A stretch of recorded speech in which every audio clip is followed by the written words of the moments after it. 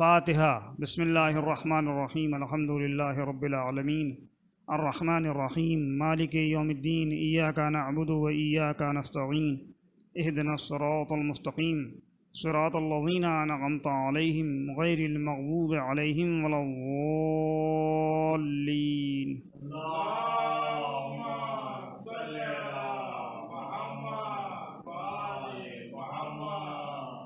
الحمد للہ رب العالمین، باری الخلائق اجمعین، والصلاة والسلام علی عبد اللہ ورسولہ وحبیبہ وصفیہ، سیدنا ونبینا وشفیعنا ومولانا بالقاسم محمد۔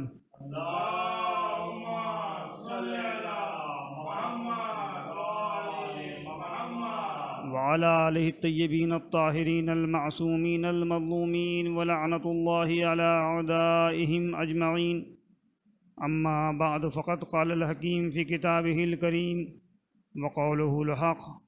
اعوذ باللہ من الشیطان الرجیم، بسم اللہ الرحمن الرحیم۔ قل لا اسألکم علیہ اجرا الا المودۃ فی القربى۔ صلوات بر محمد وعلی۔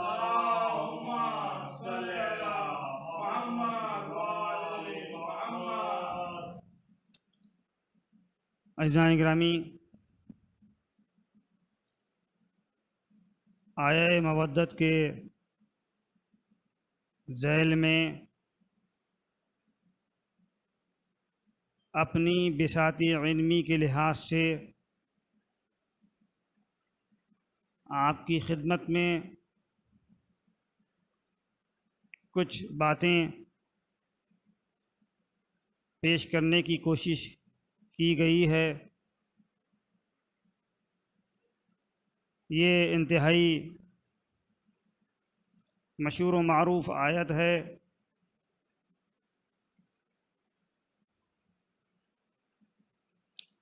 ایک قلمی نسخہ جو وصیت نامہ ہے عالمگیر اورنگزیب کا، رضا لائبریری میں موجود ہے۔ اس قلمی نسخے میں اس نے اپنے فرزندوں کو وصیت کی ہے، تو اس وصیت میں سادات کرام کے لیے بھی یہ لکھا ہے کہ ان کا احترام کرنا تم پر ضروری ہے، اور آیت اس نے یہی کوٹ کی ہے کہ قل لا اسألکم علیہ اجرا الا المودۃ فی القربى۔ تو عزیزان گرامی، اس بات سے یہ بات ثابت ہو گئی کہ قرابت داروں سے مراد اہل بیت اطہار علیہم السلام ہیں۔ ان سادات کرام کا تعلق اسی خانوادے سے ہے، اسی نسل سے ہے۔ عزیزان گرامی، کل تک جو گفتگو ہماری ہوئی تھی، اس گفتگو کا خلاصہ یہ ہے کہ بغیر اہل بیت کے وسیلے کے، بغیر اہل بیت کے تعلق کے، بغیر اہل بیت کی محبت کے انسان بلندی اور سعادت حاصل نہیں کر سکتا۔ جیسا کہ میں نے آپ کی خدمت میں عرض کیا کہ انسان کی زندگی کا مقصد سعادت اور بلندی حاصل کرنا ہے۔ انسان اشرف المخلوق ہے، لہذا اشرف المخلوق ہونے کا تقاضا یہ ہے کہ انسان بلندی حاصل کرے، سعادت حاصل کرے۔ اللہ نے انسان کو اختیار عطا کیا ہے، انسان اپنے اعمال کے سلسلے میں مختار ہے۔ میں ہر عمل کی بات نہیں کر رہا، لیکن عمومی طور پر زندگی کے زیادہ تر مراحل میں انسان مختار ہے، اسی لیے اس سے اچھے عمل کا مطالبہ ہے۔ اگر انسان مختار نہیں ہوتا تو پھر اچھے اعمال اور بد اعمالی کا کوئی ذکر نہ ہوتا۔ اچھے اعمال کا ہونا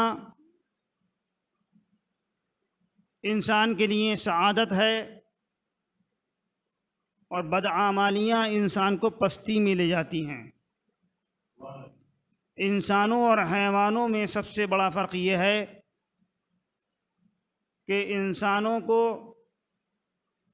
بہت زیادہ اختیار دیا گیا ہے حیوانوں کے مقابلے میں۔ حیوان اتنا اختیار نہیں رکھتے، انہیں بہت ہی مختصر اختیار دیا گیا ہے، لہذا ان کی حیثیت انسان کے مقابلے میں کچھ بھی نہیں ہے۔ عزیزان گرامی، انسان کو اللہ نے اشرف المخلوق بنا کر دنیا میں بھیجا۔ اب یہ اختیار ایک ایسا جوہر ہے، اختیار اس ویٹو کا نام ہے، اختیار اس قدرت کو کہتے ہیں کہ جس کے صحیح استعمال سے انسان اشرف المخلوق رہتا ہے، اور اس کے غلط استعمال کرنے سے انسان پستی کی طرف چلا جاتا ہے۔ تو عزیزان گرامی، انسان اشرف المخلوق اسی وقت قائم رہ سکتا ہے جب وہ اپنے اختیار کا صحیح استعمال کرے۔ یہ کتنا نامناسب بات ہوگی انسان کے لیے، یہ کتنی پستی کی بات ہوگی انسان کے لیے کہ اللہ نے انسان کو اشرف المخلوق بنایا اور انسان اپنے اعمال کی وجہ سے پستی کی طرف چلا گیا۔ تو عزیزان گرامی، اعمال انسان کے اختیار میں ہیں، اعمال انسان کی کسوٹی کا نام ہے۔ اگر انسان اچھے اعمال انجام دے گا، نیکیاں کرے گا، حسنہ انجام دے گا، تو یقیناً انسان اشرف المخلوق ہے۔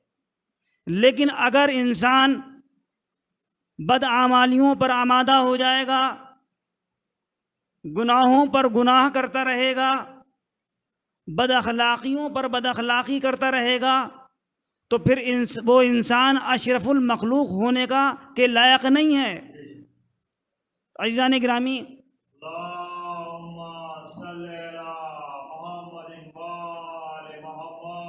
ایک اور صلوات۔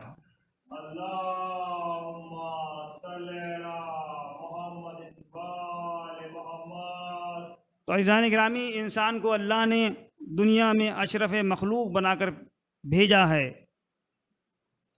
اب انسان کا فریضہ ہے کہ وہ جب دنیا سے جائے تو ایسے اعمال انجام دے کر دنیا سے رخصت ہو کہ جو چیز اور جو اشرفیت وہ لے کر آیا ہے اسی اشرفیت کے ساتھ دنیا سے واپس جائے۔ عزیزان گرامی، بلندی اور سعادت کا جو راستہ ہے، جو راہ ہے، وہ آپ کی خدمت میں عرض کر چکا ہوں، وہ اہل بیت کے ذریعے ہی بلندی حاصل کر سکتا ہے، وہ اہل بیت کے ذریعے ہی معرفت حاصل کر سکتا ہے۔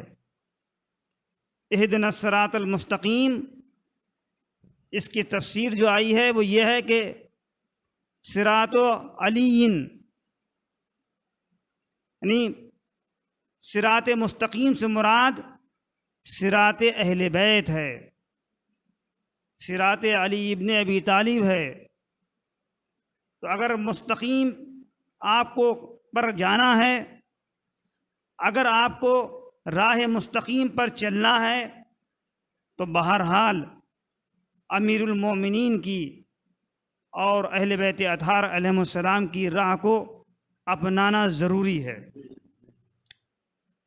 اس آیت کے ذیل میں نے آپ کی خدمت میں کل یہ عرض کیا تھا کہ جب راہ اہل بیت سے کوئی وابستہ نہیں ہوتا تو پھر وہ ضلالت اور گمراہی میں مبتلا ہو جاتا ہے۔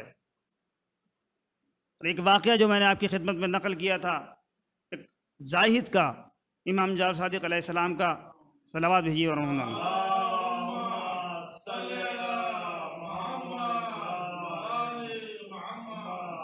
وہ زاہد کیونکہ در اہل بیت سے وابستہ نہیں ہے، وہ دائرہ ولایت میں کوئی کام نہیں کر رہا، لہذا کج فکری اس کے ذہن پتاری ہے۔ وہ آیت کی تفسیر جس انداز سے کرتا ہوا نظر آتا ہے وہ انتہائی گمراہ کن ہے۔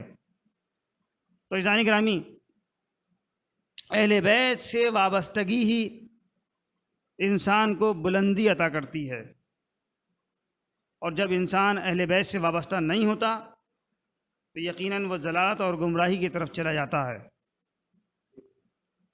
اس سلسلے میں بہت سے واقعات تاریخ میں ملتے ہیں، لیکن یاد رکھیے گا کہ جب آپ کو اہل بیت کی راہ اختیار کرنی ہے تو خود فکری، خود محوری، خود غرضی، خود پرستی سے دور رہنا ہوگا۔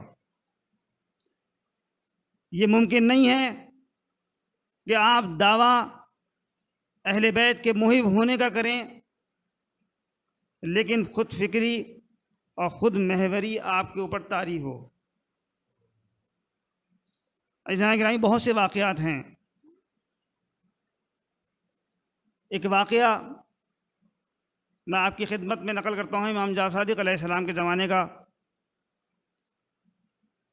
ایک نوجوان آپ کی خدمت میں آیا اور کہا کہ آقا مجھے سفر پہ جانا ہے، آپ میرے سفر کے لیے استخارہ دیکھ دیجئے۔ امام نے استخارہ دیکھا، استخارہ منع آیا۔ اس کے باوجود وہ سفر پر چلا گیا۔ استخارہ منع آنے کے بعد بھی وہ اپنے سفر پہ چلا گیا۔ وہاں سے جب واپس لوٹا تو بہت ہی خوش و خرم واپس لوٹا، امام کی خدمت میں حاضر ہوا اور کہنے لگا کہ آقا میں تو سفر پہ چلا گیا تھا اور مجھے کاروبار میں بہت فائدہ ہوا، کوئی کسی قسم کی کوئی زحمت سفر میں ہوئی نہیں۔ تو امام نے فرمایا کہ مگر تمہیں یہ یاد ہے کہ ایک منزل وہ تھی کہ جہاں پر تم بہت تھکے ہوئے تھے، بہت خستہ حال تھے،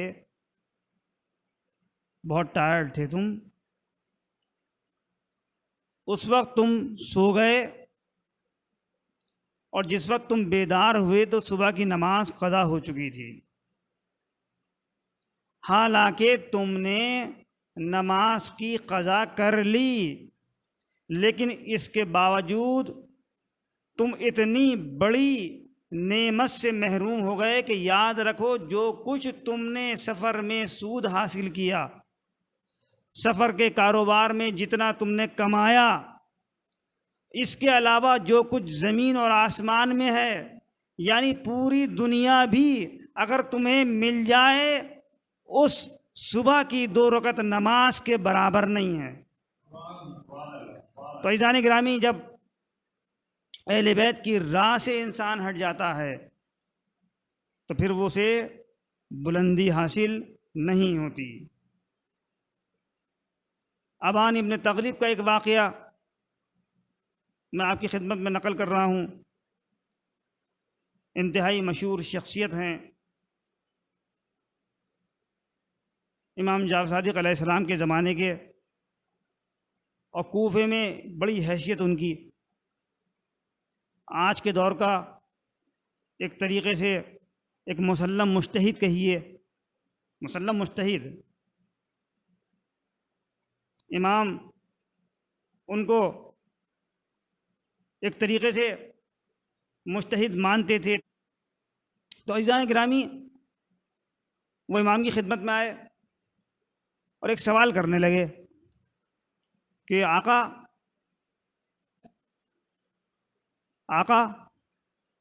ایک عورت کی ایک انگشت قطع ہونے کی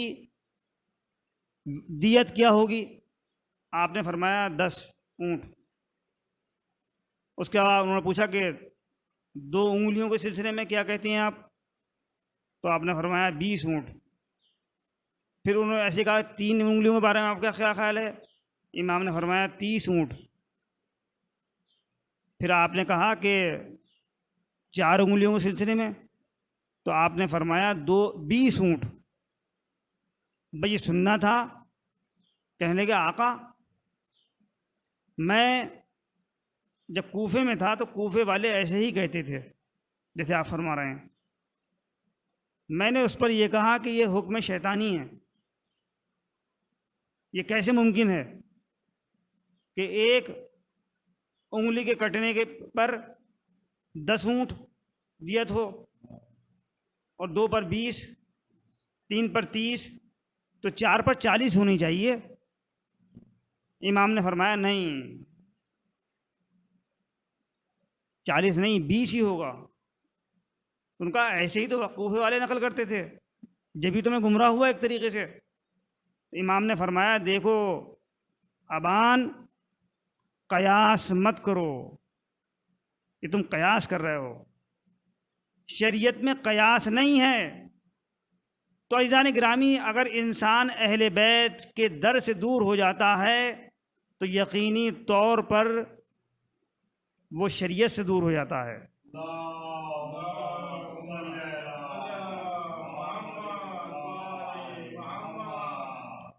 ارباب اعزاء،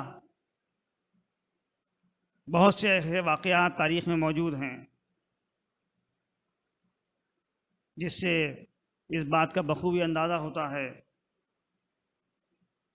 چاہے وہ عالم ہو کتنا ہی بڑا اپنے دور کا، اگر اسے اہل بیت کے در سے وابستگی نہیں ہے تو وہ یقیناً گمراہ ہوا ہے۔ عزیزان گرامی، یہ ایام جو خصوصی طور پر تذکرہ کربلا کے لیے مخصوص کر دیے گئے ہیں، یہ بڑے بیش قیمتی ایام ہیں۔ ان کی قیمت ہم نہیں ان کی قیمت ہم سمجھ نہیں سکتے، یہ کس قدر بیش قیمتی ہیں۔ ہماری نسلیں یہاں سے کیا کچھ حاصل کر لیتی ہیں، کچھ دانستہ طور پر، کچھ نادانستہ طور پر بھی کیا کچھ حاصل کر لیتی ہیں، اس کا ہم اندازہ نہیں لگا سکتے۔ ہمارے بزرگوں کا یہ بڑا کرم ہے ہم پر، ہمارے لیے کہ بڑی میراث ہے یہ ذکر حسین، ذکر کربلا، محبت اہل بیت۔ کیونکہ ارتباط سے بھی محبت کا تعلق ہے، یہ آنا جانا، مجلسوں میں بیٹھنا، یہ ارتباط کا ایک بہترین ذریعہ ہے۔ ذکر حسین میں جب لوگ آ کر بیٹھیں گے، فرش عزا پر جب لوگ بیٹھیں گے آ کر، تو یقینی طور پر ان کے دلوں میں اہل بیت اطہار علیہم السلام سے محبت پیدا ہوگی۔ تو جناب گرامی، یہ کم میراث نہیں ہے، اسے کم مت سمجھیے، یہ انتہائی قیمتی شے ہے۔ بس ارباب اعضا، آج محرم کی 4 تاریخ ہو گئی۔ آج کی تاریخ وہ تاریخ ہے کہ جس دن حسین کے خیمے دریا سے اٹھا دیے گئے۔ اللہ اللہ۔ اور اس کے بعد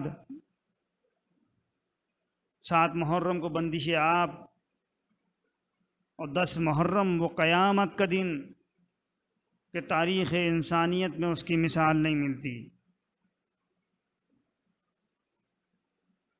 اولاد پیغمبر 3 دن کی بھوکی پیاسی ہے۔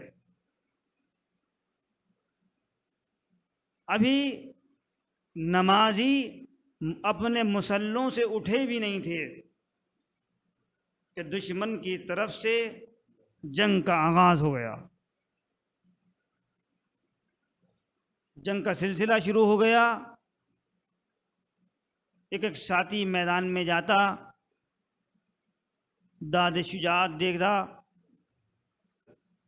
زخمی ہو جانے پر فرزند رسول کو مدد کے لیے پکارتا۔ عزیزان گرامی، اسی دوران ظہر کا وقت آ گیا۔ ابو ثمامہ خدمت امام میں آئے اور آ کر عرض کرنے لگے کہ آقا، یہ اول وقت ظہر ہے، میری یہ خواہش ہے، تمنا ہے کہ میں اس آخری نماز کو آپ کے پیچھے پڑھ کر دنیا سے رخصت ہوں۔ ارباب اعضا، بس یہ سننا تھا، امام ابو ثمامہ کو دعائیں دینے لگتے ہیں۔ ذکرت الصلاۃ جعلک اللہ من المصلین الذاکرین۔ اے ابو ثمامہ، تم نے نماز کو یاد کیا، تمہیں خدا نماز گزاروں میں شمار کرے۔ ہاں، یہ اول وقت ظہر ہے، لیکن ان لوگوں سے اتنی اجازت تو مل جائے کہ ہم نماز ظہر ادا کر سکیں۔ بس ادھر سے اجازت طلب کی گئی، ادھر سے اتنا تلخ جواب آیا کہ میں اپنی زبان سے بیان نہیں کر سکتا۔ بس اتنا سمجھ لیے کہ حبیب ابن مظاہر کو تابعت باقی نہ رہی، اور یہ فرمانے لگے کہ او ملعون بکتا کیا ہے کہ حسین کی نماز قبول نہ ہو اور تیری نماز قبول ہو جائے۔ بھئی یہ کہہ کر حبیب نے آقا سے اجازت مانگی کہ آقا مجھے اجازت دیجئے۔ حبیب میدان کی طرف بڑھے، ادھر حسین نے اپنے بچے ہوئے ساتھیوں کو جمع کیا اور زہیر ابن خین کو 10 ساتھیوں کے ساتھ یہ حکم دیا کہ وہ جماعت کی حفاظت کریں۔ باقی بچے ہوئے ساتھیوں کو یہ حکم ہوا کہ وہ حسین کے ساتھ جماعت میں نماز پڑھیں۔ اللہ اللہ، اس نماز کی ادائیگی میں سعید ابن عبداللہ انصاری کی جانفشانی بے نظیر تھی۔ سعید خاص امام کے سامنے کھڑے ہوئے تھے۔ جب بھی کوئی تیر دشمن کی طرف سے سعید کی طرف آتا تھا، سعید اپنے سینے پر بڑھ کر روکتے تھے، یہاں تک کہ امام نے سلام پھیرا، ادھر سعید غش کھا کر گرے اور یہ کہا کہ اے آقا، کیا میں نے حق وفا ادا کر دیا؟ امام نے فرمایا نعم جزاک اللہ خیرا۔ اے سعید، ہاں تم نے حق وفا ادا کر دیا، اللہ تمہیں جزائے خیر دے۔ میں کہوں گا سعید مبارک ہو، تمہاری زندگی میں کوئی آنچ حسین تک نہیں آئی، لیکن اے سعید خبر لو اس وقت کی کہ جب تم میں سے کوئی نہیں ہے، حسین یکا و تنہا ہے، چاروں طرف سے حملے ہو رہے ہیں، کوئی نیزہ مارتا ہے، کوئی شمشیر مارتا ہے، کوئی تیر سے وار کرتا ہے۔